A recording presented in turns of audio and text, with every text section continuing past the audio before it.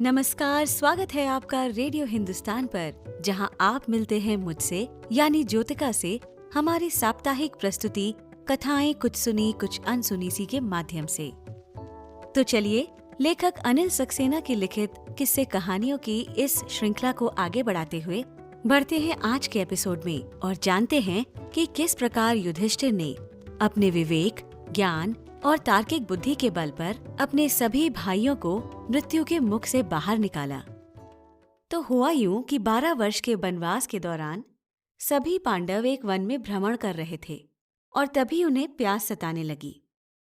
युधिष्ठिर ने नकुल को आज्ञा दी, हे नकुल, तुम कहीं से जल ढूंढ कर ले आओ। आज्ञा अनुसार नकुल जल की खोज में निकल गए। कुछ दूरी पर नकुल को एक सरोवर दिखाई दिया। नकुल जलाशय के निकट जा पहुंचे, किंतु जैसे ही जल लेने के लिए झुके, तभी सरोवर किनारे वृक्ष पर बैठा एक बगुला बोला, हे नकुल, यदि तुम मेरे प्रश्नों के उत्तर दिए बिना इस सरोवर का जल पियोगे तो तुम्हारी मृत्यु हो जाएगी। नकुल ने उस बगुले की ओर तनिक भी ध्यान नहीं दिया और सरोवर से जल लेकर पी लिया, परंतु जल पीते ही वे भूमि पर गिर पड़े। नकुल के आने में विलंब को देख युधिष्ठिर ने बारी बारी से सभी भाइयों को भेजा। उन सभी के साथ भी यही घटना घटी। सभी भाई सरोवर के किनारे पर मृत अवस्था में गिरे पड़े थे। आखिर में चिंतित हो युधिष्ठिर स्वयं भाइयों को ढूंढने निकल पड़े। सरोवर के तट का दृश्य देखकर युधिष्ठिर के आश्चर्य की सीमा ही न रही।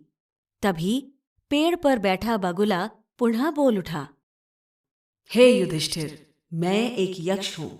तुम्हारे सभी भाइयों को मैंने सचेत किया था और कहा था कि मेरे प्रश्नों के उत्तर देने के पश्चात ही जल लेना, किंतु वे ना माने और उनका ये परिणाम हुआ। अब तुम भी यदि मेरे प्रश्नों का उत्तर दिए बिना जल ग्रहण करने का प्रयत्न करोगे तो तुम्हारा भी यही हाल होगा। युधिष्ठिर ने विनम्रता से उत्तर दिया, हे यक्ष, मैं आपकी आज्ञा के विपरीत किसी भी वस्तु को ग्रहण नहीं कर सकता, अतः आप अपने प्रश्न पूछिए। मैं यथासंभव इनके उत्तर देने का प्रयास करूंगा। यक्ष द्वारा पूछे गए प्रश्नों में कुछ प्रमुख प्रश्न इस प्रकार से थे। संसार में दुख क्यों है?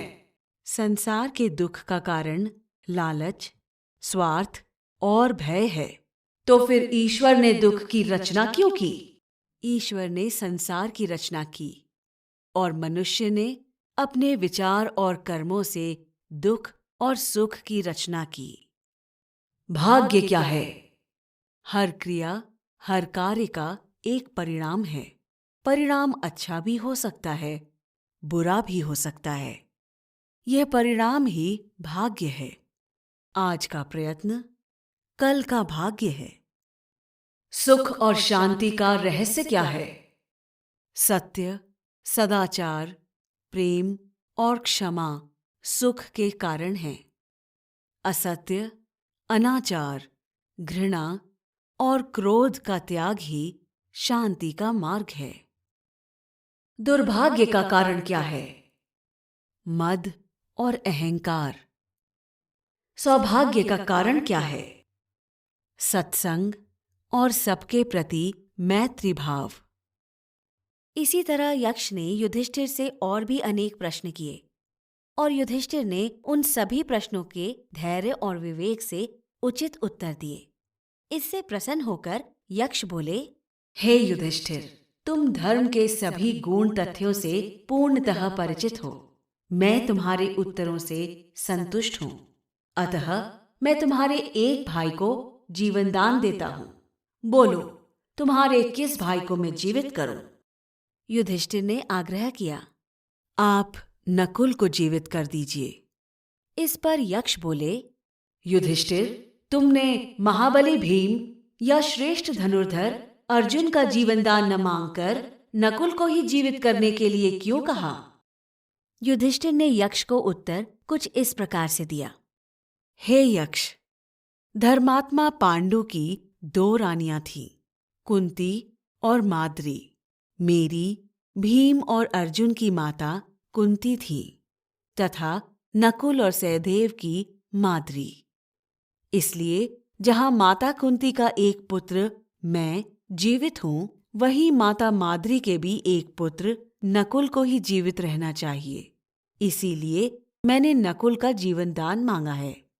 युधिष्ठिर का तर्क सुनकर यक्ष ने प्रसन्न होते हुए कहा, हे वत्स, मैं तुम्हारे विचारों तथा तार्किक बुद्धि से अत्यंत ही प्रसन्न हुआ हूं। इसलिए मैं तुम्हारे सभी भाइयों को जीवित करता हूं। वास्तव में मैं तुम्हारा पिता धर्म हूं और तुम्हारी परीक्षा लेने के लिए यहां आया था। फिर धर्म ने कहा, वत्स, मैं तुमसे बहुत प्रसन्न हूं, इसलिए तुम मुझसे अपनी इच्छानुसार कोई वर मांग लो। इस पर युधिष्ठिर बोले, हे महानुभाव, हमारा 12 वर्षों का वनवास पूर्ण हो रहा है और अब हम 1 वर्ष के अज्ञातवास में जाने वाले हैं। अतः आप ये वर दीजिए कि उस अज्ञातवास में कोई भी हमें ना पहचान सके, तथा ये वर भी दीजिए कि मेरा रुझान सदा ही धर्म के मार्ग में लगा रहे। यक्ष ने सहर्षि युधिष्ठिर को ये दोनों वरदान दिए तथा अंतर्ध्यान हो गए। तो देखा आपने कि किस तरह से ये रोचक प्रसंग जीवन के विषम एवं गूढ़ प्रश्नों के भी कितनी सरलता से उत्तर प्रदान कर देते हैं। ऐसी ही दिलचस्प कहानियां और किस्सों के सिलसिले को हम जारी रखेंगे। कैसी लगी हमारी ये प्रस्तुति, ये बताना न भूलिएगा। हमें आपके लाइक्स और कमेंट्स का इंतजार रहेगा। जुड़े रहिए रेडियो हिंदुस्तान के साथ, क्योंकि हमारे पास है दिन भर आप सभी के लिए।